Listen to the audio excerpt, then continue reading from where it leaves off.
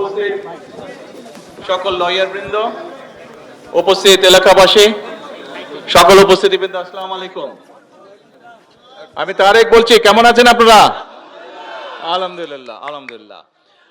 আজকে আমরা এখানে নতুন কোর্ট বিল্ডিং এর ভিত্তিপ্রস্তর স্থাপন করলাম। এর বাইরেও এই বিল্ডিং, যদিও এটি বারের নিজস্ব টাকা দিয়ে কাজ শুরু হচ্ছে, তারপরেও সরকারের পক্ষ থেকে আমরা বিল্ডিং এর কনস্ট্রাকশনের জন্য 15 লক্ষ টাকা দেওয়া হচ্ছে।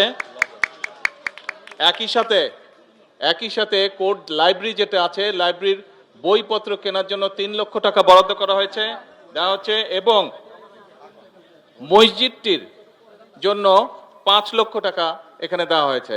ইন টোটাল 23 লক্ষ টাকা এই কোর্ট বিল্ডিং এর বিভিন্ন কাজের জন্য আজকে হস্তান্তর করা হচ্ছে।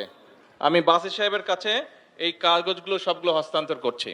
আমরা আশা করি ইনশাআল্লাহ দ্রুত এই কাজগুলো সম্পন্ন হবে।